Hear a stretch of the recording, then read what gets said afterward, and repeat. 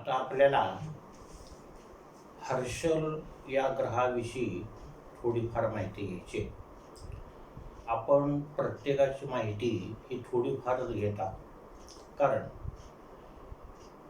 थोड्या वेळामध्ये प्रत्येक ग्रहाचे सगळे गुणधर्म माहीत करून घेणं शक्य नाही. निदान ऐकून तरी ते शक्य होणार नाही. त्यासाठी पुस्तकं वाचून आपल्याला ती माहिती मिळावी लागते.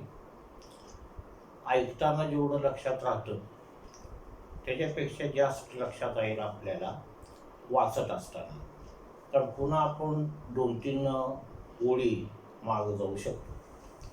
म्हणून कुठल्याही ग्रहाची माहिती पूर्णपणे माहिती करून घेण्यासाठी माझी एक नम्र विनंती आहे की आपण सर्वांनी त्यांचं श्रवण करण्यापेक्षा त्या माहितीचं वाचन करणं गरजेचं आहे.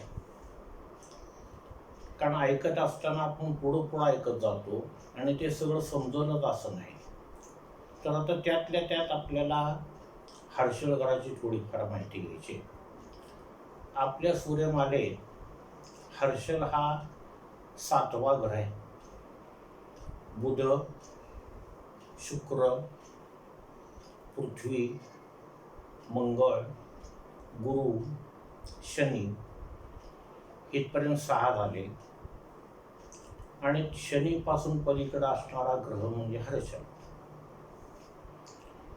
त्याच्या आधी आपण राहू आणि केतू या संपात बिंदूंचा किंवा छेदबिंदूंचा म्हणजेच छायाग्रहांचा थोडा अभ्यास केला. तो करत असताना आपण असं पाहिलं की पाश्चिमात्य फलज्योतिषामध्ये त्याचा विचार केलेला नाहीये. परंतु आपण 2 वेळेच्या बैठकीमध्ये राहू आणि केतू यांच्याविषयी थोडीशी माहिती आपण पाहिली. आता हर्षल हा ग्रह नवीन आहे असं आपण म्हणतो, किंवा शनी नंतर जे सापडलेले आहेत ते हर्षल, नेपच्यून आणि प्लुटो हे ग्रह नवीन आहेत. नवीन हा शब्द वापरताना आपण असं लक्षात घ्यायला पाहिजे की इतर ग्रहांच्या मानानं त्यांचं अस्तित्व जाणवायला आपल्याला उशीर लागला, म्हणून त्यांना आपण नवीन ग्रह म्हणतो. सूर्यापासून शनीपर्यंत असणारी सूर्यमाला, ग्रहमाला ही जुनी आणि सूर्यापासून प्लुटोपर्यंत असणारी नवी असाही शब्द प्रयोग केला जातो, पण प्रत्यक्षात तसं नाही. हे ग्रह नवीन आहे त्याचा अर्थ असा की आपल्याला कळून फक्त थोडे वर्ष झालेले आहेत. त्यांची निर्मिती नवीन झालेली नाहीये. किंबहुना सगळीच ग्रहमाला ॲट ए टाइम निर्माण झाली का काही ग्रह पुन्हा निर्माण झाले ह्याचं आपल्याला खात्रीपूर्वक उत्तर खगोलशास्त्रामध्ये सापडत नाही. अजून एका प्रश्नाचं उत्तर सापडत नाही. मंगळ आणि गुरु या 2 ग्रहामध्ये भरपूर पोकळी आणि त्या पोकळीमध्ये कुठला ग्रह निश्चितपणे आहे का नाही म्हणून आपण सांगू शकतो आज मितीला, पण मागे होता का त्याचं खात्रीपूर्वक उत्तर आपल्याला नाही किंवा होय असं देता येत नाही. कारण खगोलशास्त्रच, आपण फलज्योतिष म्हणत नाही, खगोलशास्त्रच एवढं प्रचंड विस्तार आहे त्या खगोलशास्त्राचा, खगोलाचा, की ज्याचं आकलन एका माणसाला किंवा एका माणसानं आयुष्यभर अभ्यास करून पूर्ण होणार नाही. म्हणून हर्षल, नेपच्यून आणि प्लुटो हे ग्रह नवीन आहेत म्हणण्यापेक्षा आपल्याला त्यांची ओळख होऊन किंवा त्यांच्या अस्तित्वाची जाणीव होऊन थोडी वर्ष राहिलेली आहेत कम्पेअर टू अदर प्लॅनेट्स.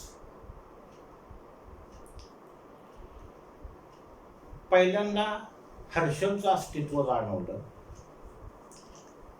नंतर हर्षल सूर्याभोवती फिरताना ज्या मार्गाने फिरतो, गणितानं जिथं दिसायला पाहिजे होता गणिती आकडेमोडीनं तिथं दिसेना, म्हणून पुन्हा हर्षलला डिस्टर्ब करणारा किंवा हर्षलच्या गतीवर किंवा स्थितीवर गुरुत्वाकर्षण ठेवणारा दुसरा एखादा घटक त्याच्या पलीकडे असावा का असं शास्त्रज्ञांना शंका आली, खगोलशास्त्रज्ञांना. आणि नंतर नेपच्यूनचं अस्तित्व लक्षात आलं. आपण शोध लागला असं म्हणायचं नाही, अस्तित्व लक्षात आलं. आणि अशीच बाब नेपच्यूनच्या बाबतीत घडायला लागली. त्यावेळेला प्लुटोचं अस्तित्व आपल्याला जाणवलं. आणि मग अखंड परिश्रमाने, अखंड निरीक्षणाने, अव्याहतपणे खगोलाकडे टेलिस्कोप लावून, दुर्बिणी लावून सतत निरीक्षण केल्यानंतर आजच्या घडीला हर्षल, नेपच्यून आणि प्लुटो यांचं अस्तित्व आता सप्रमाण सिद्ध झालेलं आहे. म्हणून याला नवीन ग्रह असं न म्हणता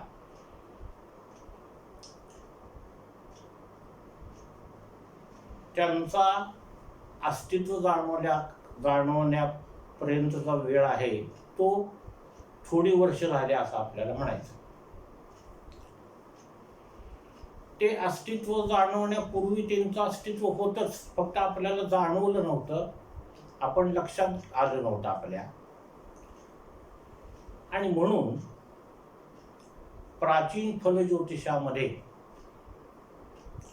हर्षलच्या फलादेशाचा समावेश केलेला नाही. 13 मार्च 1781 रोजी विल्यम हर्षल या एका संगीतकाराला याचं प्रथम दर्शन झालं म्हणा, किंवा त्यानं तो प्रत्यक्ष दुर्बिणीतून पहिल्यांदा पाहिला. त्याला युरेनस सुद्धा म्हणतात.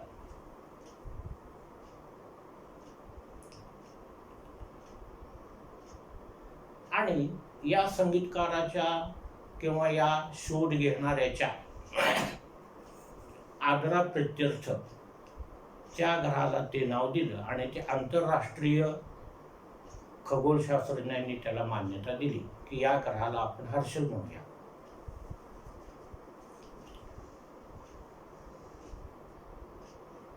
टेरिस्टेरियल प्लॅनेट्स म्हणजे बुध, शुक्र, पृथ्वी, मंगळ यांच्यासारखा हर्षल हा घनस्वरूपामध्ये असणारा ग्रह नाही. हा वायू स्वरूप आहे, खडकाळ ग्रह हा नाही. इतर ग्रह सूर्याभोवती जसं पश्चिमेकडून पूर्वेकडे फिरतात, हे सूर्याभोवती जशी फिरतात तसाच हर्षल सुद्धा सूर्याभोवती फिरतो. इतर ग्रह स्वतःभोवती फिरतात, हर्षल स्वतःभोवती फिरतो. परंतु हर्षल पश्चिमेकडून पूर्वेकडे न फिरता पूर्वेकडून पश्चिमेकडे फिरतो. मी पुन्हा पुन्हा का सांगतो तर या खगोलशास्त्राच्या माहितीचा उपयोग आपल्याला फलज्योतिषामध्ये करून घेता येतो. हा एक त्याचा विचित्रपणा आहे.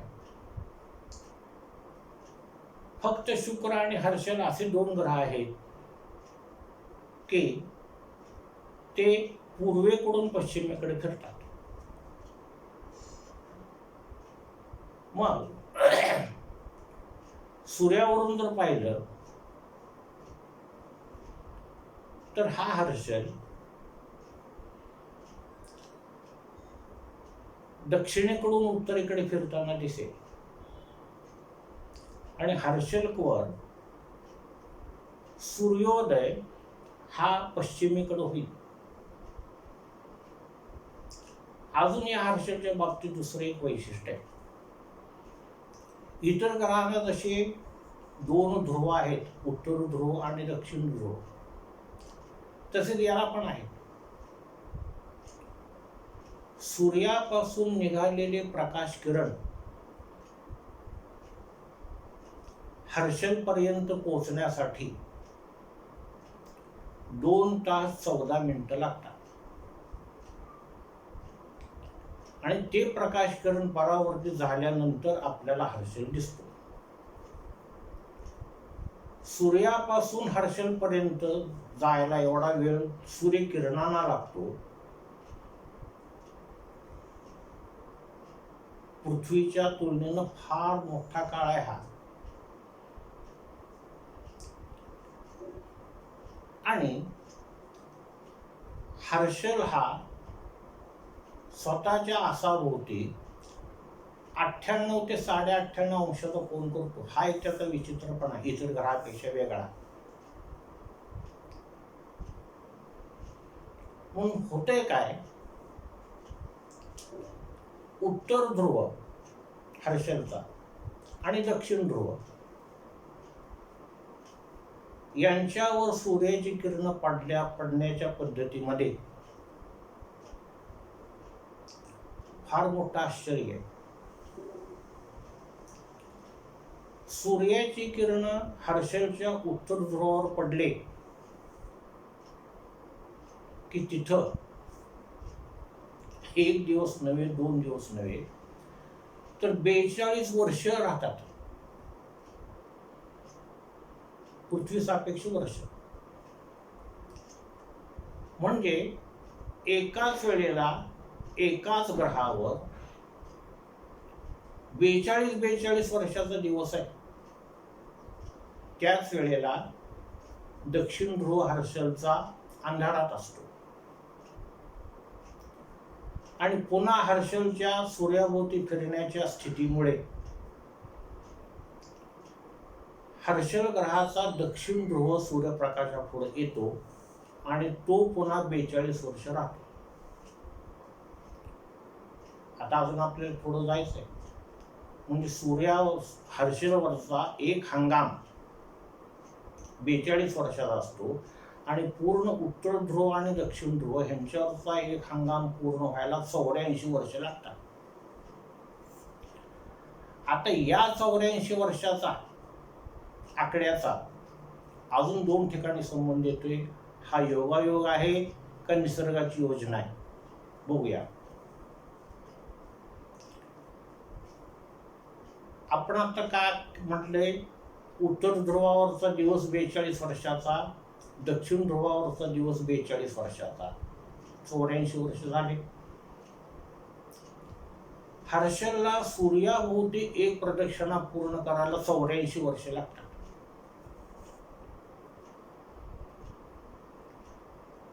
ही दुसरा आकडा आला 84.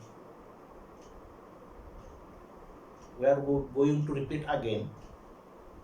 हर्षलला सूर्याभोवती एक प्रदक्षिणा पूर्ण करण्यासाठी 84 वर्ष लागतात. आणि याच हर्षलला आपल्या पृथ्वीच्या क्रांतिवृत्तातून एक प्रदक्षिणा पूर्ण करायला, म्हणजे 12 राशीतून एक प्रदक्षिणा पूर्ण करायला, 12 राशी पूर्ण करायला 84 वर्ष लागतात. एक राशी 7 वर्ष, 12 राशी 12 7 84. म्हणजे हा काळ निसर्गाने कसा जुळवून आणलाय हे कोड आहे. उत्तर दक्षिण ध्रुवावरचा दिवस रात्र मिळून 84 वर्ष, सूर्याभोवती एक प्रदक्षिणा पूर्ण व्हायला 84 वर्ष आणि 12 राशी पूर्ण करायला 84 वर्ष. याचा उपयोग आपण पुन्हा फलितामध्ये करून घ्यायचा आहे. नंतर हर्षलचं सूर्यापासूनचं अंतर 1.8 अरब मैल आहे. हर्षलचं सूर्यापासूनचं अंतर 1.8 अरब म्हणतोय आपण, आणि मैल म्हणतोय, किलोमीटर म्हणत नाही. ह्याच्या आधी मी अनेक वेळेला म्हणल्यासारखं अंतर कशात आहे मोजा? किलोमीटरमध्ये, मीटरमध्ये, मैलात, कोसात, फरलांगात. अंतर ते अंतरच राहणार आहे. आणि याला आईस प्लॅनेट पण म्हणतात. जेवढे सूर्यकिरण पृथ्वीवर ज्या तीव्रतेने येतात त्या तीव्रतेने पृथ्वी हर्षलवर सूर्यकिरण जात नाही. तिथलं तापमान पृथ्वीच्या तापमानापेक्षा कमी आहे. आणि हा हर्षल पहिल्यांदा टेलिस्कोपनं पाहिला गेला आणि नंतर मग अनेक शास्त्रज्ञांनी अनेक वेळेला तो पाहिला. रंगानं थोडा हिरवट आहे, रंगानं थोडा निळसर आहे. आपली पृथ्वी सुद्धा फार लांबून पाहिल्यानंतर रंगाने निळसर दिसते. तसं हा ग्रह रंगाने हिरवा निळा आहे. म्हणजे याच्यावर वायूंचं आवरण असलं पाहिजे. शनी ग्रहाला कडी आहे, त्यात कड्यांना आपण आता दुसरं नाव दिलेलं आहे, ढगांची आवरण म्हणतो. तशी हर्षलला 13 कडे येतात. त्याच्या आधी थोडी माहिती सांगायची राहिली. हर्षल स्वतःभोवती एक प्रदक्षिणा पूर्ण करण्यासाठी म्हणून स्वतः भोवती 17 तास घेतो. आपली पृथ्वी 24 तास घेते आणि हर्षल 17 तास घेतो. म्हणजे हर्षलचा स्वतःभोवती फिरण्याचा वेग हा पृथ्वीच्या स्वतःभोवती फिरण्याच्या वेगापेक्षा जास्त आहे. आता आपण कड्यांकडे येऊया. तर कडी ही 13 आहे हर्षल भोवती. म्हणजे ज्या शनीभोवती आपण 3 कडे आहेत असं म्हणत होतो, त्या शनीचे फलितात गुणधर्म पाहताना, फळ पाहताना आपली बुद्धी चक्रावून जाते. तर या हर्षल भोवती 13 कडे आहेत. तर याचे गुणधर्म फलज्योतिषामध्ये पाहताना आपली बुद्धी नक्कीच चक्रावून जाणार आहे. निश्चित गुणधर्म शनीप्रमाणे आपल्याला हर्षलचे पण सांगता येणार नाही फलज्योतिषामध्ये. आणि अजून का बरं सांगता येणार नाही? तर त्याच्या अस्तित्वाची जाणीव झाल्यापासून आता 1781 पासून असा किती काळ गेलाय. हे बुध शुक्र मंगळाचं अस्तित्व जाणवल्यापासून फलज्योतिष निर्माण होण्याला हजारो वर्षाचा काळ गेलाय. पण हर्षलचं अस्तित्व जाणवायला लागल्यापासून अजून मॅक्झिमम 300-250 वर्षापेक्षा जास्त काळ गेलेला नाहीये. म्हणून पूर्ण निश्चित स्वरूपाची फळं आपल्याला हर्षलच्या बाबतीत नीट सांगता येत नाहीत. काही विशिष्ट फळं निश्चितपणे सांगता येतात, त्याची आपण चर्चा करूया. हर्षलची घनता पृथ्वी सापेक्ष 1.27 आहे. आणि ज्याप्रमाणे पृथ्वीला आपल्या 1 चंद्र आहे, गुरुला 67 चंद्र आहेत, शनीला 82 चंद्र आहेत, तसं हर्षलला 27 चंद्र आहेत. आणि हे सुद्धा यांचं सुद्धा एक खगोलशास्त्रीय वैशिष्ट्य आहे. हर्षलचे ग्रह, उपग्रह हर्षलप्रमाणेच पूर्वेकडून पश्चिमेकडे फिरतायत. हर्षल स्वतः तर फिरतोय, पण हर्षलचे चंद्र सुद्धा पश्चिमेकडून पूर्वेकडे न फिरता पूर्वेकडून पश्चिमेकडे फिरतात. आणि हा आकारानं आपल्या नेपच्यूनपेक्षा थोडा मोठा आहे. वायोजर 2 हे जे यान आहे ते यान हर्षलची सगळी माहिती गोळा करायच्या कामामध्ये रात्रंदिवस गुंतलेलं आहे. रोजच्या रोज नवीन नवीन नवीन नवीन माहिती हर्षलविषयी त्याच्या चंद्राविषयी आपल्याला मिळते. म्हणून मी काय म्हणतो की हर्षलचं खगोलशास्त्रीय संपूर्ण आकलन अद्यापर्यंत झालेलं नाहीये. हर्षलला जी चंद्र आहे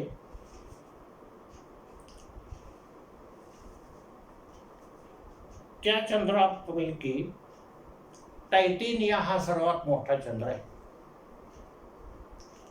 आणि या टायटेनियावर अमोनिया वायूचे द्रवरूप साठे असावेत असा अंदाज आहे. कारण यान जे आहे सॅटेलाइट ते कुठल्याही ग्रहावर पोचण्यापूर्वी, कुठल्याही ग्रहाचे फोटो घेण्यापूर्वी चंद्राचे फोटो घेतं. कारण चंद्र त्या मानाने आपल्याला चंद्र जवळ आहे, ग्रहापेक्षा त्याची चंद्र पृथ्वीला जवळ आहे, पृथ्वी ग्रहाची चंद्र.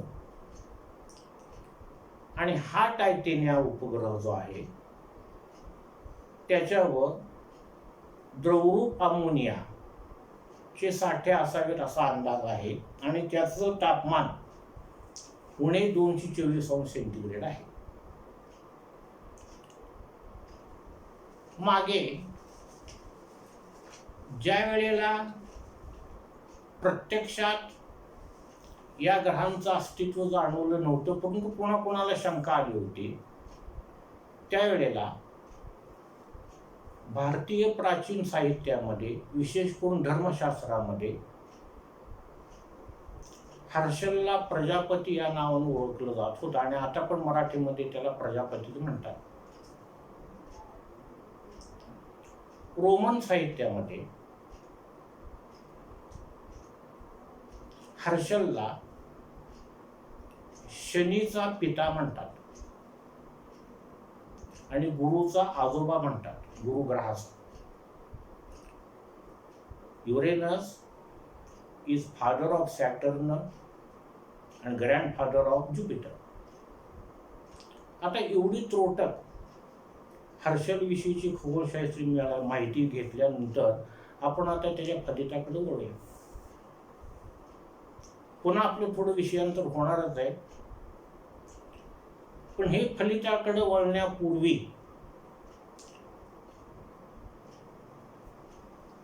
रोज नवीन नवीन माहिती आपल्याला मिळते खगोलशास्त्रामध्ये.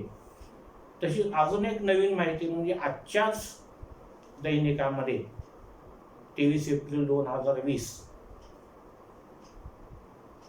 अजून एक सूर्यमाला ग्रहमाला सापडलेली आहे 6 ग्रहांची. आणि त्याचं सचित्र स्पष्टीकरण आलेलं. म्हणजे असं सांगायचं काय की नवीन नवीन नवीन नवीन खगोलीय माहिती आपल्याला मिळते. आता या हर्षलची गुणधर्म, या हर्षलची फलित ठरवताना कशी ठरवायची, सरसकट आता काय होतं आपण राशीनुसार पाहतो. मग राशीनुसार पाहत असताना मेष राशीपासून ते मीन राशीपर्यंत हर्षलचं एक भ्रमण पूर्ण व्हायला 84 वर्ष लागतात. आणि सतत 84 वर्ष रोजच्या रोज निरीक्षण करून त्याचं अनुमान ठरवून किंवा इतक्या कुंडल्या जमवून त्याचं फलित पाहणं आणि त्यातून निष्कर्ष काढणं राशीवरून फार अवघड आहे. होईल सोपं ते, पण आज होणार नाही. त्याला अजून शेकडो वर्ष किंवा मल्टिपल्स इन 1000 वर्ष जावे लागतील. म्हणून राशी परत्वे हर्षलचे गुणधर्म पाहण्याच्या ऐवजी ती नक्षत्र परत्वे पाहिली गेली तर आपल्याला जास्त अचूक निष्कर्ष काढता येतो. हा आपला अनुभव आहे. अनेक फले ज्योतिषांचा आहे. त्यातल्या त्यात आपल्याला राशीचा अनुभव फलित पाहत असताना जुन्या साहित्यामध्ये राशींचे 4 प्रकार केलेले आहेत. 1, 5, 9 मेष, सिंह, धनु ह्या अग्नी तत्वाच्या राशी. वृषभ, कन्या, मकर. थोडं विषयांतर होते पण पुढल्या फलितासाठी ती गरजेचं आहे आपल्याला. वृषभ, कन्या, मकर पृथ्वी तत्वाच्या राशी. मिथुन, तुला, कुंभ वायू तत्वाच्या राशी. आणि कर्क, वृश्चिक, मीन जल तत्वाच्या राशी. असं 4 तत्वामध्ये राशीची विभागणी.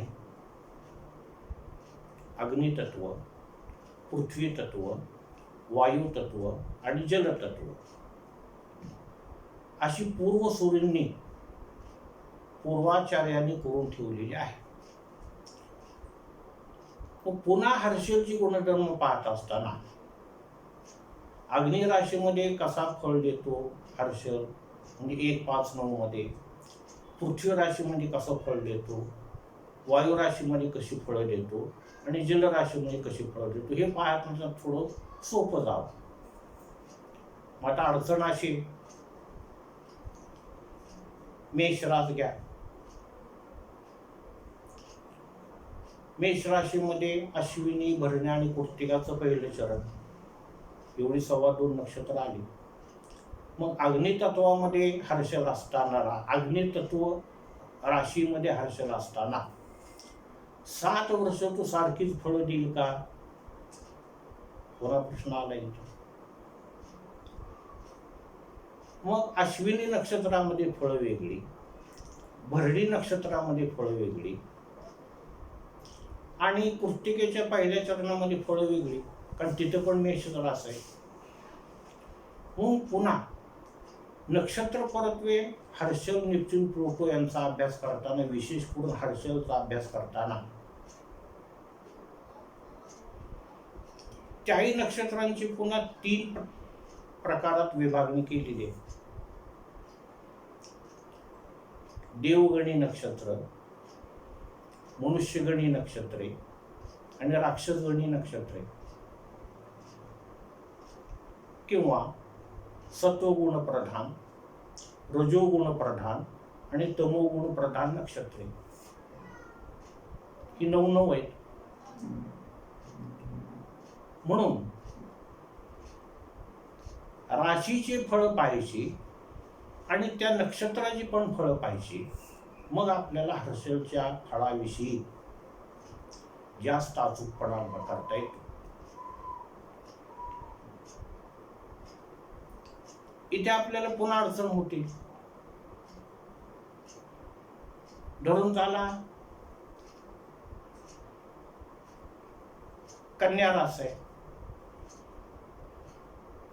मग त्यात काय आलं, उत्तराची 3 चरण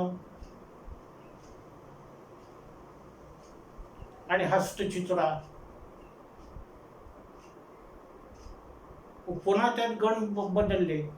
म्हणून विदिन 1 सेंटेन्स मला असं सांगायचं आहे की राशी परत्वे हर्षल पाहण्यापेक्षा नक्षत्र परत्वे पाहिला तर त्याची फळं आपल्याला जास्त अचूकपणे सांगता येतात. आता यात देवगणी नक्षत्र कोणती, मनुष्यगणी कोणती आणि राक्षसगणी कोणती, प्रत्येक पंचांगामध्ये हे आहे. नक्षत्र, नाडी, गण, योनी सगळे दिलेले आहे तिथं आपल्याला. आणि प्रत्येक राशीचं तत्व सुद्धा दिलेलं आहे. आपल्या तुमच्या त्रोटक माहितीसाठी सांगतो. अश्विनी, मृग, पुनर्वसु, पुष्य, हस्त, स्वाती, अनुराधा, श्रवण आणि रेवती हे पंचांगामध्ये आहेत. ते काय फार गंभीर बाब नाही आहे.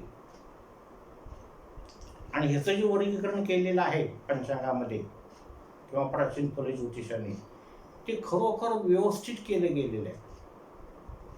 कोणाला कुठला गण दिलाय किंवा कोणाला कुठला गुण दिलाय, गण आणि गुण म्हणतोय, देवगण सत्वगुण, तर तो त्या नक्षत्राच्या फलिताशी तंतोतंत जुळतो. यामध्ये आपल्याला शंका घ्यायचं विशेष करून अडचण येणार नाही. ती फलित तशी चांगलीच मिळणार, देवगणित मिळणार, सत्वगुणित मिळणार. तसंच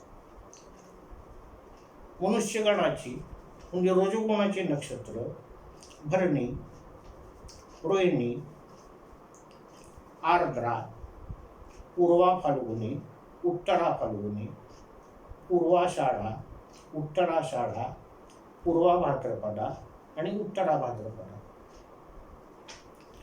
आता इथे तुमचे नीट लक्षात येईल, पूर्वा आणि उत्तरा हे शब्द दोन दोनदा आले. पूर्वा फाल्गुनी, उत्तरा फाल्गुनी म्हणतोय आपण, पूर्वाषाढा, उत्तराषाढा म्हणतोय आपण, त्यानंतर पूर्वा भाद्रपदा, उत्तरा भाद्रपदा म्हणतोय. म्हणजे काही काही नक्षत्र प्रचंड पसरलेले आहेत, मोठी. मघापेक्षा पूर्वा फाल्गुनी, पूर्वा नक्षत्राचा विस्तार जास्त आहे, म्हणून त्याचे दोन भाग केले, पूर्वा फाल्गुनी आणि उत्तरा फाल्गुनी. तसंच पूर्वाषाढा, उत्तराषाढा, पूर्वा भाद्रपदा, उत्तरा भाद्रपदा. कारण ही जी नक्षत्र आहेत ती विस्ताराने फार मोठी आहेत. नक्षत्र म्हणजे काय, तारकांचा समूह. आपण पुन्हा आपल्याला हर्षलच्या फळाकडे यायचं आहे. कृत्तिका, आश्लेषा, मघा, चित्रा, विशाखा, ज्येष्ठा, मूळ, धनिष्ठा, शततारका ही राक्षसगणी नक्षत्र आहे. म्हणजे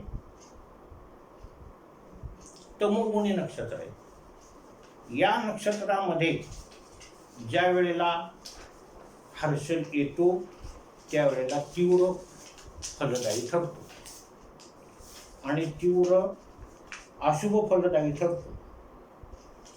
तीव्र अशुभ म्हणले आपण.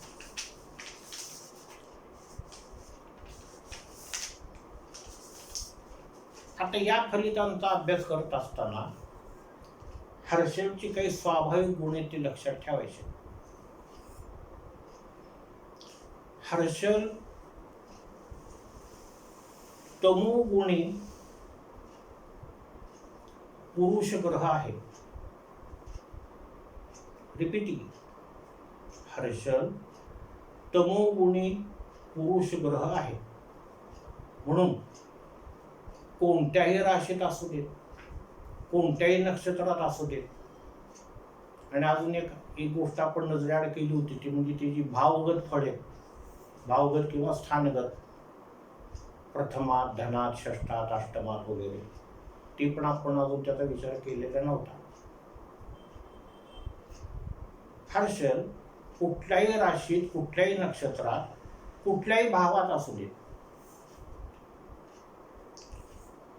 तो चांगली किंवा वाईट फळ देतो, पण ते सामान्य स्वरूपात देत नाही, अतिशय तीव्र स्वरूपात देतो. चांगली दिली भरमसाठ चांगली फळं देतो आणि अशुभ दिली तर अतिशय अशुभ फळं देतो की त्या माणसाच्या आयुष्याची सगळी उतरंड झालेली आपल्याला बघायला मिळते.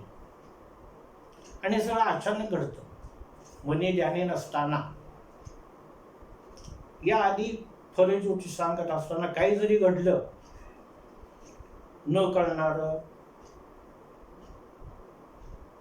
अचानक ओढळ घडणारं, ते आपण शनी आणि हर्षलच्या प्रभावाखाली देत होतो. पण तसं नाही येत.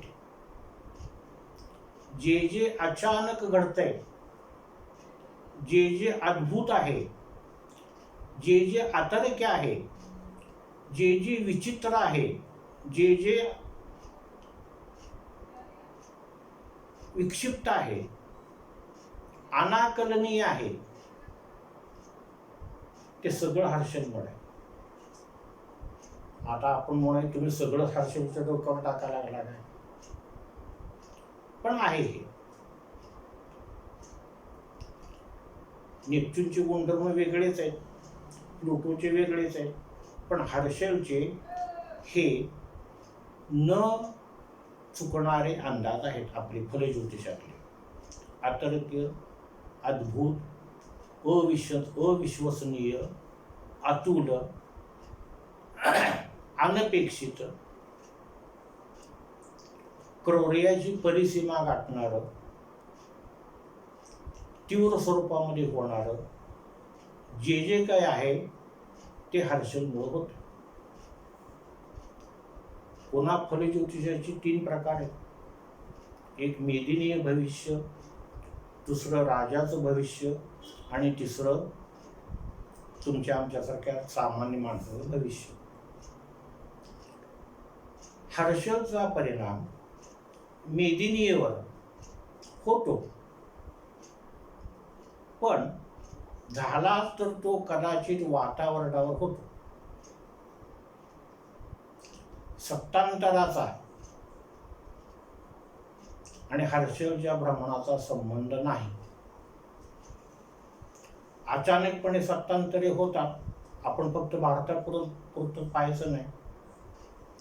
अचानकपणे राष्ट्राध्यक्ष बदलला जातो, एखादी लष्करशाही येते, हुकुमशाही येते, लोकशाहीमध्ये बदल घडतात. त्याचं कारकत्व त्या बदलांचं हर्षलकडं नाही. मेदिनी भविष्याचा विचार करता. मग हर्षलचे परिणाम कशावर होतात, तर ते सजीव सृष्टीवर होतात. पृथ्वीच्या जीवसृष्टीवर होतात. आणि विदिन 1 सेंटेन्स हर्षल हा नरसंहार घडवून आणतो. आता नर म्हणजे मेल. आपण असं म्हणू की मानवाच्या बाबतीत फक्त पुरुषच मरतात का, जनावरांच्या बाबतीत फक्त त्याच्यातली नरच म्हणतात का, म्हणून हा शब्दप्रयोग पुन्हा आपल्याला बदलावा लागतोय. हर्षल हा प्राणी संहार घडवून आणतो. आणि हा प्राणी संहार जो घडतो तो आमंदपट्या घडतो, अचानक घडतो. प्लुटोचे गुणधर्म सुद्धा थोडेफार असेच आहेत.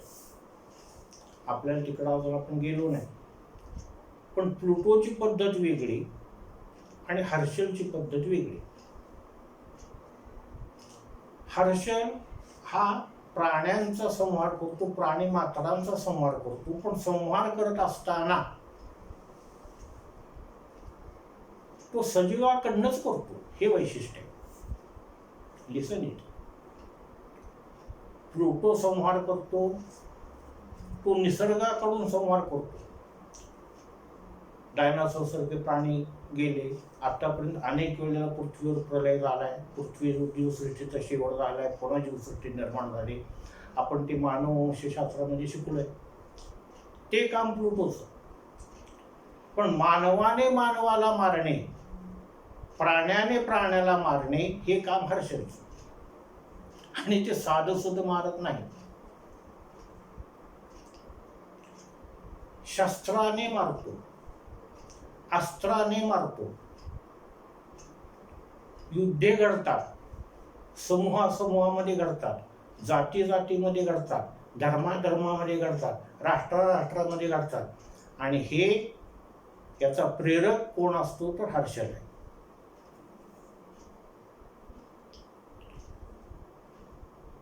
आणि हर्षलचं दुसरं खास वैशिष्ट्य आहे, एक दोन माणसामध्ये हर्षल भांडणं लावत नाही, समूहामध्ये भांडणं लावतो. आणि ही युद्ध घडतात ते भयानक अस्त्रांनी घडतात, शस्त्रांनी घडतात तर घडतात, पण अस्त्रांनी सुद्धा घडतात.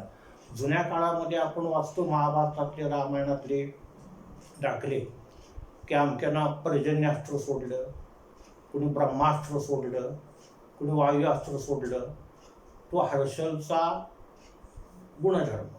आणि आता हायड्रोजन बॉम्ब, अणुबॉम्ब टाकला, अजून कुठलं मिसाईल डागले, हे हर्षलची आवडीची खेळ आहेत.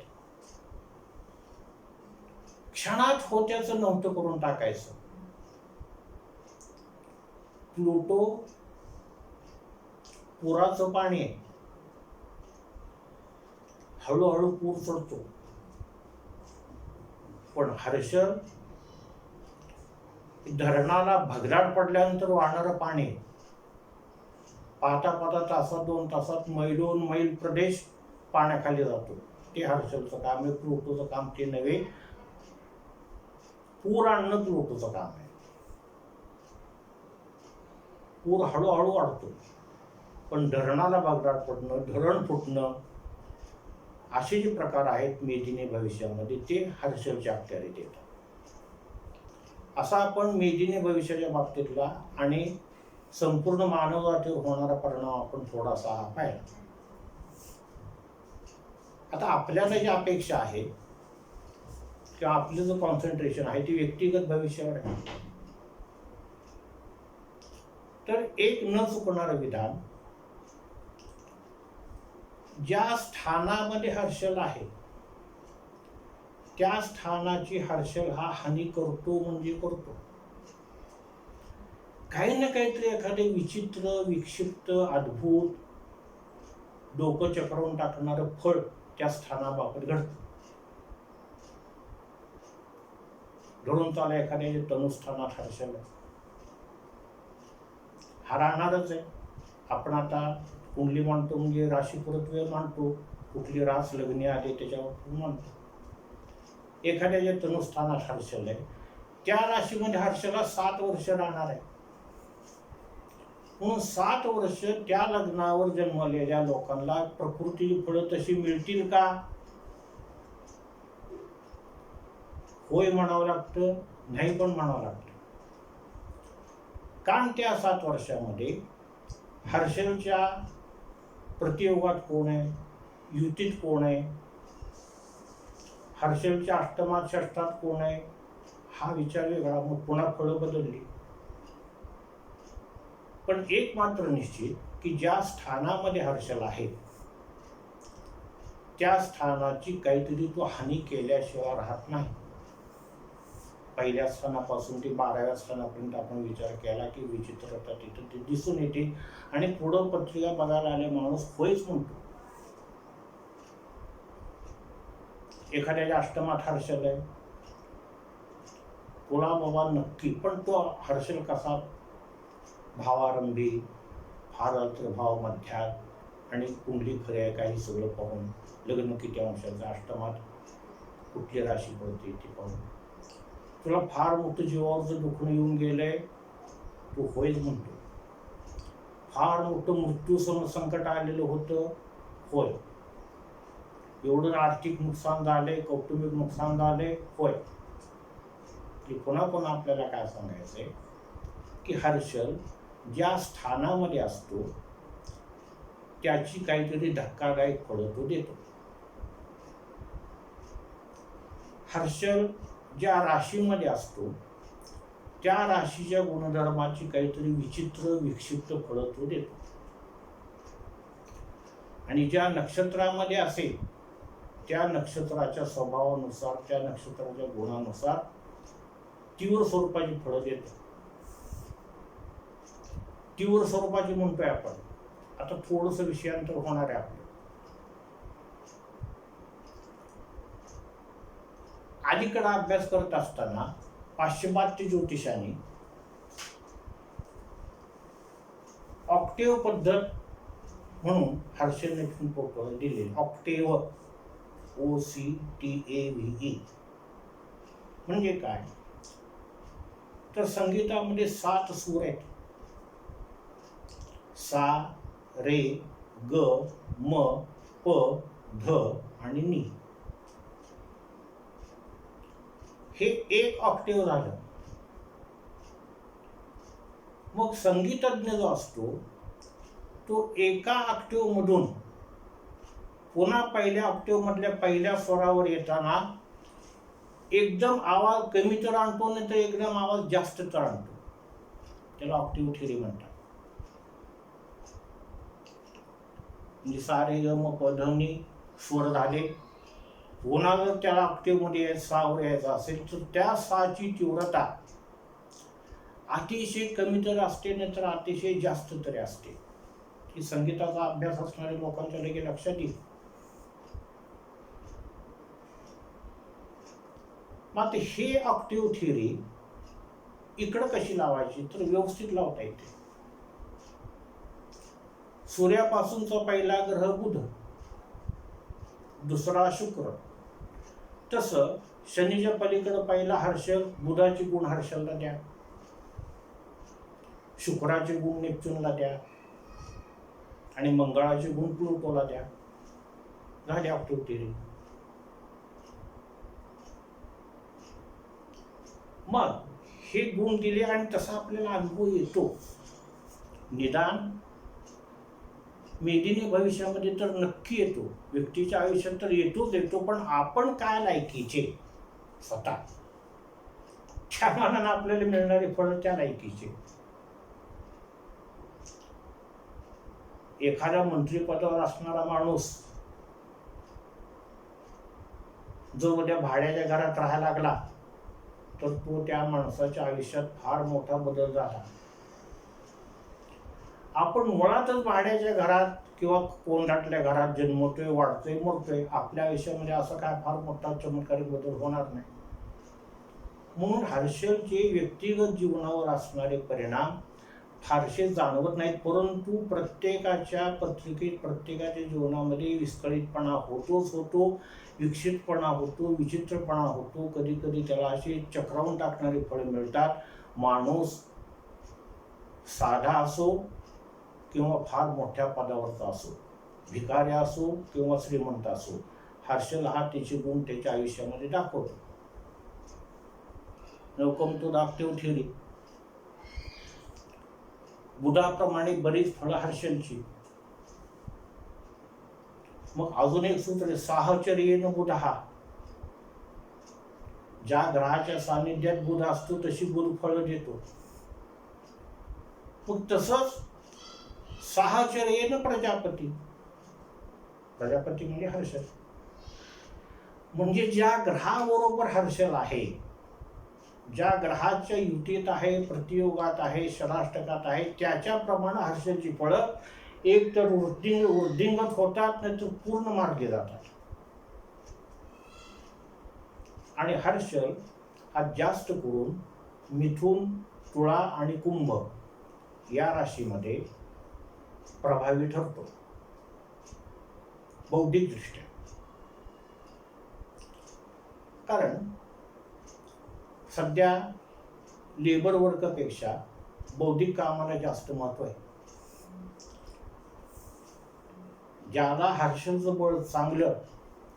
आता बळ चांगलं कसं ठरवायचं, कुठल्या स्थानात आहे आणि कुठल्या राशीत आहे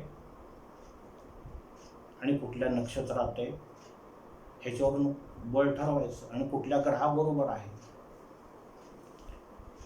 ज्याला हर्षलचं बळ चांगले त्याची बुद्धिमत्ता तीव्र असते. आणि आता फलज्योतिषाने कुंभ रास ही हर्षलला दिलेली आहे. राशी आपण वाढवू शकत नाही, क्रांतिवृत्त वाढवू शकत नाही. म्हणजे आहे त्यातलं एकाचं काढायचं आणि एकाला द्यायचं. मला आपण 2-3 वेळा हा विचार केला. आता ह्याच्या पुढं काही नाही म्हणून सगळ्या राशी वाटून टाकल्या. सूर्याने चंद्राला फक्त 1-1 रास दिली आणि बाकी उरलेल्या 10 राशी 5 ग्रहात वाटून टाकल्या. I am not going to repeat it. For example मेष आणि वृश्चिक मंगळ. तर कुंभ राशीतला हर्षल हा स्वगुणीचा समजायचा.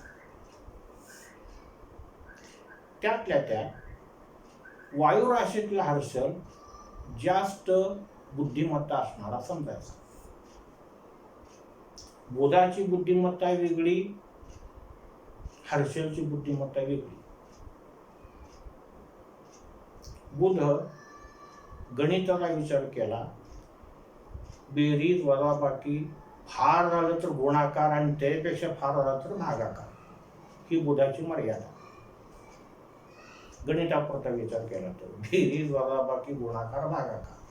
भाषेचा विचार केला तर अंकलिपी, अक्षर, आद्याक्षर, काना मात्रा काय असतील ते. पण हर्षलची गुणधर्म फार वेगळे. हर्षलचं गणित आहे ते कॅल्क्युलस आहे, ती इंटिग्रल आहे.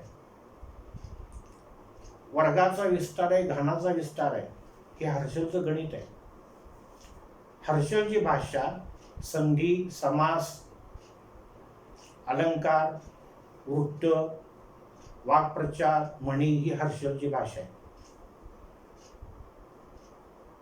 हर्षलचं विज्ञान, शरीर विज्ञान मर्यादित आहे बुधाचं, आणि हर्षल त्याच्यापेक्षा पुढे गेले. म्हणून हर्षल हा बुधाची सुधारित आवृत्ती आहे. आणि जर देवयोगानं एखाद्याला बुधही चांगला आहे आणि हर्षलही चांगला आहे, डेफिनेटली ती माणसं अत्यंत बुद्धिमान म्हणून चमकतात त्यांच्या क्षेत्रामध्ये. Albert Einstein, Edison, sir Isaac Newton यांच्या कुंडल्यामध्ये बुधाचा आणि हर्षलचा त्रिकोण योग झालेला आहे. उगीच्या उगी निसर्ग त्यांना एवढी मोठी देणगी बुद्धीची देत नाही, निसर्ग देत नाही म्हणजे त्यांना एवढी बुद्धी मिळत नाही, त्यांच्यावर हर्षलची कृपा आहे. आणि ह्या बुधाशी झाल्यामुळं आपोआपच त्यांची बुद्धी तीव्र होते, चौकस होते. विचित्र तर असतेच, विक्षिप्त तर असतेच, पण चौकस होते, संशोधक होते. संशोधन हर्षलचंही अस्तित्व जाणवल्यापासून सुरू झालेलं नाहीये. मागच आपण विधान केल्याप्रमाणे अग्नीचा आणि चाकाचा शोध हे फार मोठं संशोधन आहे, मानवी जीवनाला कलाटणी देणार. अग्नी निर्माण करण्याचा शोध, निर्माण करण्याचा म्हणतोय, मग ती गारगोटीवर गारगोटी घासून असू, लाकडावर लाकूड घासून असू किंवा कसं असू, आणि ते टिकवून ठेवण्याचा शोध, हे मानवी जीवनामध्ये परिवर्तन घडवणाऱ्या बाबी येतात. चाकाचा शोध सुद्धा एका ठिकाणाहून दुसऱ्या ठिकाणी जायला, एका ठिकाणाहून दुसऱ्या ठिकाणी वस्तू न्यायला चाकाचा शोध लागल्यापासून फार मोठी प्रगती झाली. मग त्यातून पुन्हा वाहनं झाली वगैरे. विदिन वन सेंटेन्स, बुध झाकण टाकलेल्या हे बुध हे पातेल्यावरच्या झाकणासारखं आहे. वाफेनं ते झाकण टाळताळ उडतं, ते बुध. आणि वाफेवर चालणारं रेल्वे इंजिन हर्षल. दगडावर दगड आदळून, हातावर हात आदळून निर्माण केलेला आवाज बुधाचा. ढगावर ढग घासून निर्माण झालेला गडगडाट, कडकडाट हर्षलचा. ही बुध आणि हर्षलच्या गुणधर्मामधला फरक आहे. हर्षल गप कधी बसणार नाही, चौकशी करणार, आणि चौकशीची पद्धत सुद्धा फार वेगळी. पोटात काय आहे, बुध काय करत, काय खाल्लं होतं, जेवला होता का उपाशी होता, इथपर्यंत चौकशी करेल. फार झालं पोट दाबून बघेल. शनी काय करेल, सोनोग्राफी करेल, कुठं गाठ आहे का, खडा आहे का काय. राहू त्याच्यापेक्षा पुढे जाऊन काय करेल, अजून जास्त थोडीशी 2D इको वगैरे काय असेल ती करेल. हर्षल काय करल तर चाकू घेऊन पोट फाडल आणि पोटात काय ते बघल. ही असली विचित्र पद्धत हर्षलची संशोधनासाठी. संशोधन होण्यासाठी काहीही नाश पावलं तरी हर्षलला चालतं. हा हर्षलचा संशोधनाचा गुण. आणि जास्त करून हर्षलची जी संशोधन आहेत ती विजेच्या संबंधात आहेत आणि शस्त्रांच्या संबंधात आहेत, स्फोटाच्या संदर्भात आहेत. दुसऱ्या कुठल्या जास्त विषयामध्ये त्यांना संशोधन केलेलं नाहीये किंवा त्याचा उपयोग होत नाही फारसा हर्षलच्या बाळाचा. पूर्ण म्हणजे पूर्ण शास्त्रीय संशोधन जे आहे की अगदी अग्नी निर्माण करण्यापासून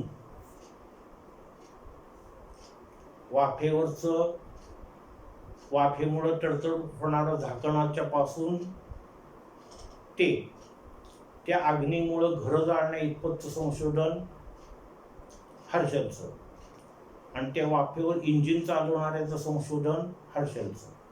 अणुबॉम्ब निर्मिती, हायड्रोजन बॉम्ब निर्मिती, मिसाईल, अग्निबाण हर्षलचे. विजेवर चालणारी यंत्र हर्षलकडं.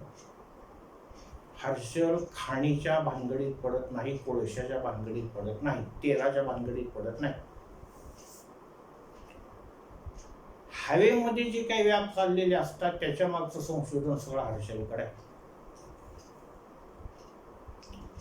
एखाद्याच्या धनस्थानात हर्षल आहे, काही ना काहीतरी त्यानं त्याच्या स्थैर्यामध्ये विस्कळीतपणा निर्माण केलेला आहे. आणि माणूस जेव्हा 60, 65, 70, 75 वर्षाचा होतो त्यावेळेला या हर्षलनं आणलेली चमत्कारिक अनुभव त्याच्या आयुष्यातली लक्षात येतात.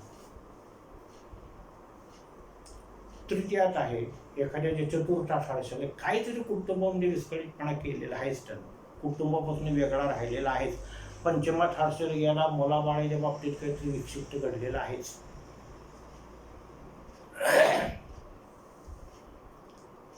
स्थान परतवे 3ऱ्या स्थानात, 6व्या स्थानात, 10व्या स्थानात आणि 11व्या स्थानात हर्षल शुभ धरला जातो. ज्याप्रमाणे मंगळ आणि शनी शुभ धरले जातात त्याप्रमाणे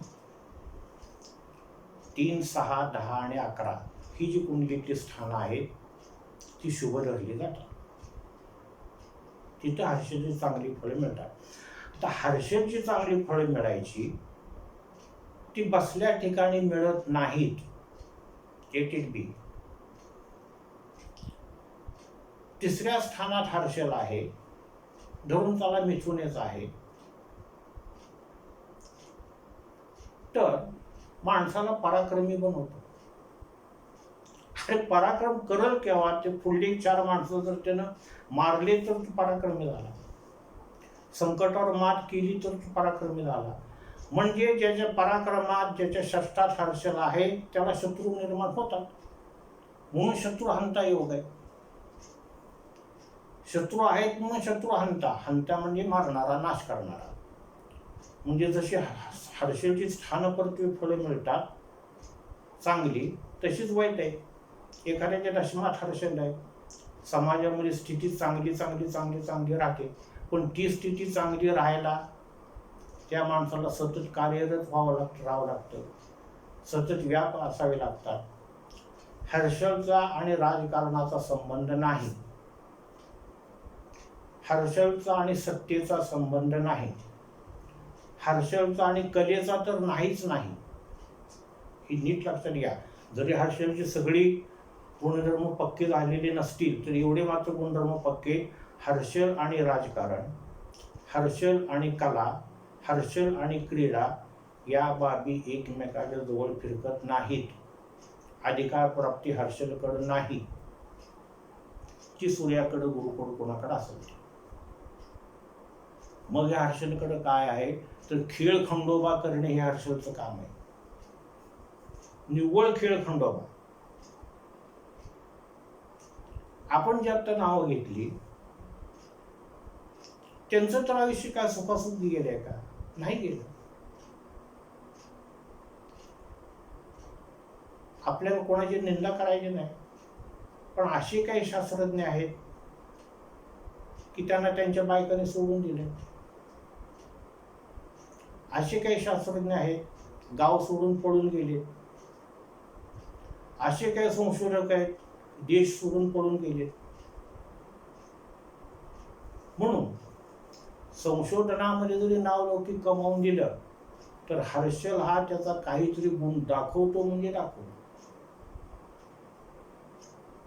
फॉर एक्झाम्पल आईन्स्टाईनला 2 वेळेला, अलीकडची व्यक्ती आईन्स्टाईन फार पुराण काळातली नाहीये, देश त्याग करायची पाळी आली होती. सर आयझॅक न्यूटन अनेक वेळेला गंभीर हल्ल्यातून वाचले लोकांनी केलेले. गंभीर हल्ले फक्त ज्ञानेश्वरावर स्वतः अशातला भाग नाही, प्रत्येक भूभागामध्ये ते चाललेलंच आहे. आता साहचर्येन बुधा, आपण स्थानपर्यंत थोडा हर्षलचं पाहिलं, तसं साहचर्येन बुधा, तसं साहचर्येन प्रजापती, ज्याच्या योगात हर्षल, ज्याच्या बरोबर हर्षल, त्याची फळं एक तर तो वाढवतो चांगली किंवा तीव्र तर उणी तर करतो, म्हणजे तो तीव्र अशुभ फलदायी तर ठरतो, म्हणजे तर जबरदस्त शुभ फलदायी तर ठरतो.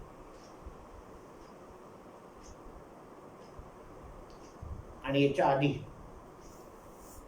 आपण शनीचा मंगळाचा विचार करत असताना शनी मंगळ युतीचा थोडासा आपण चर्चा केली, विस्तार थोडा केला होता. तसं हर्षल नेपच्यून युती, ही युती किंवा प्रतियोग होण्यासाठी म्हणून 171 वर्ष लागली. दर 30 वर्षातून मंगळ कसा पृथ्वीच्या जास्तीत जास्त जवळ येतो, तसं हर्षल आणि नेपच्यून यांच्यामधली तीच स्थिती पुन्हा येण्यासाठी म्हणून 171 वर्ष लागतात. आणि ज्याप्रमाणे शनी मंगळाची युती अनेक वेळेला होते, तशी हर्षल नेपच्यूनची होत नाही आफ्टर 171 इयर्स. बाकी सगळे ग्रह खूप खूप चांगले असून सुद्धा ही जर युती दुःस्थानात पडली, दुःस्थान 6, 8, 12, अतिशय वाईट अवस्था होती त्या व्यक्तीची. एक संकट जास्त, दुसरं संकट तयार, ते जास्त, तिसरं संकट तयार. म्हणजे चक्रव्यूहामध्ये कसा माणूस अडकतो तसा अडकून त्यातनं बाहेर पडायला जावं तर पुन्हा जास्त गुंतून होतो. त्याला कारण आहे शास्त्रीय. 2 परस्पर विरोधी गुणधर्म असणारे ग्रह आहेत हे. अतिशय उतावळा, चंचल बुद्धीचा, अस्थिर बुद्धीचा, विश्वासघातकी, खुनशी, मत्सरी, हिंसक, आक्रमक हर्षल, आणि तितक्याच थंड प्रवृत्तीचा, संयमानं वागणारा, दयेनं वागणारा. दया हा शब्द हर्षलच्या मागं पुढं सुद्धा नाही, तर कोस अंतर त्याच्यापाशी नाही, त्याच्यापाशी आहे. कोसावर दया हा शब्द हर्षलपासून कोसभर लांब आहे. दया, माया, प्रेम, शांती हा विषय हर्षल पुढं काढायचा नाही. ते सगळे विषय स्वतःच्या पोटात घेऊन बसलेला नेपच्यून, ही 2 माणसं एकत्र आले.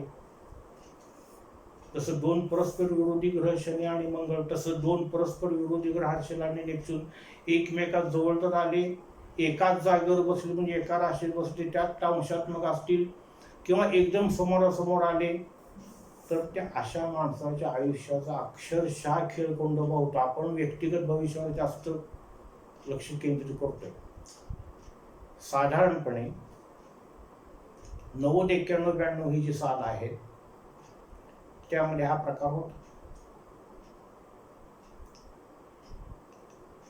त्याच वेळेला शनी सुद्धा तिथंच होता काही कुंड्यामध्ये. काही कुंड्यामध्ये आपण असं पाहिलंय, शनी, हर्षल, नेपच्यून ही 3 ग्रह एका ठिकाणी. काय दशा झाली त्या लोकांच्या आयुष्याची. पात्रता आहे, बौद्धिक आहे, आर्थिक आहे, पण फळ पदरात काही नाही. पडलंच तर ती विचित्र पडलंय काहीतरी. मोठमोठ्या डिग्र्या घेऊन 2,000 3,000 काम करण्यात आयुष्य चाललं. 10 12 तास अभ्यास करून 38% न 40% मार्क पडले त्यांना.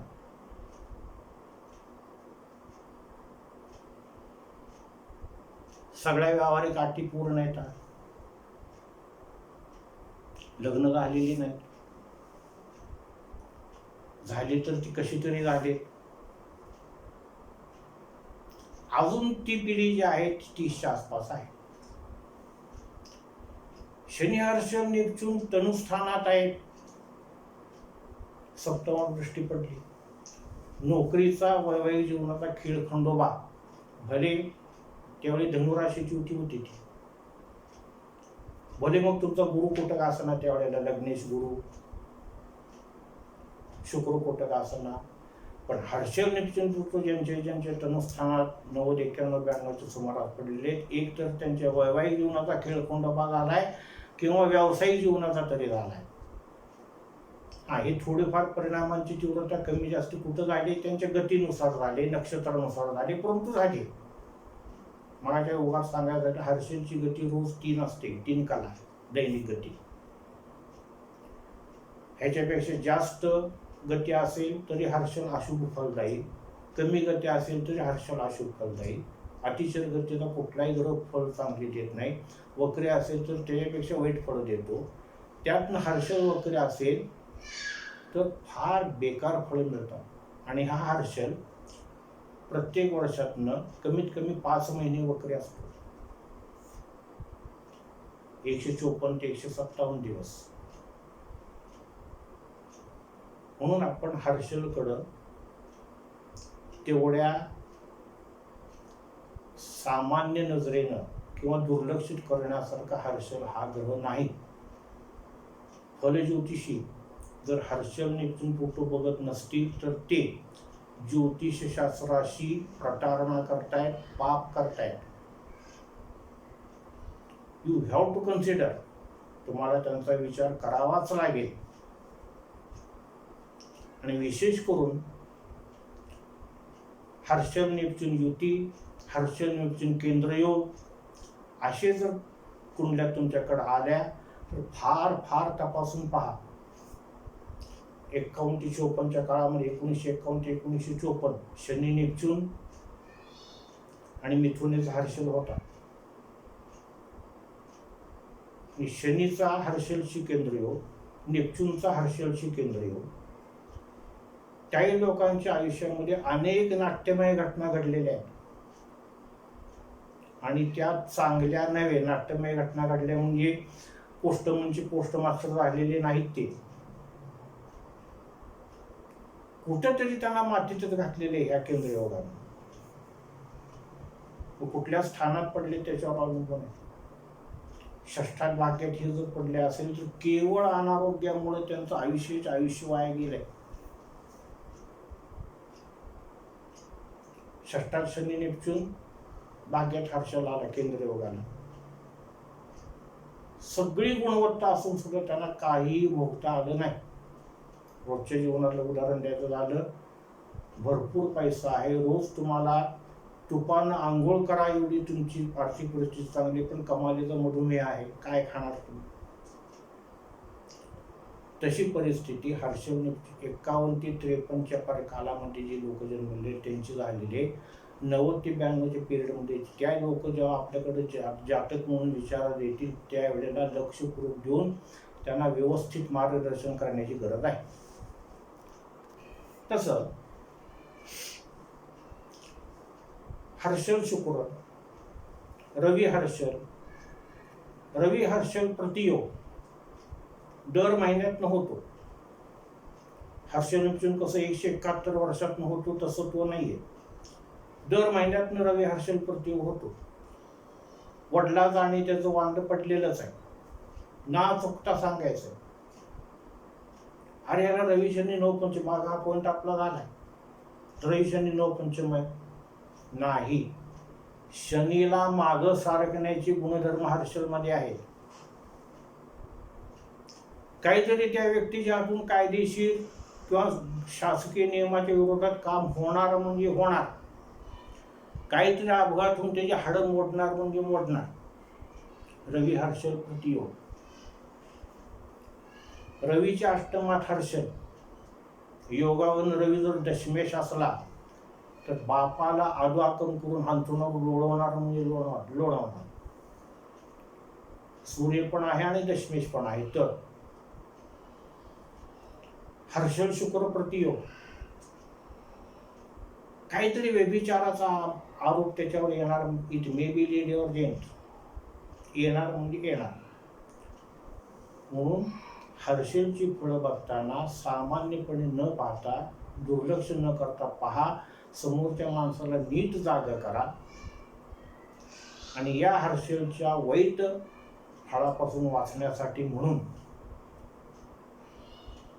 प्रलय देवता म्हणजे शंकराची उपासना करायला त्या जातकाला सांगा.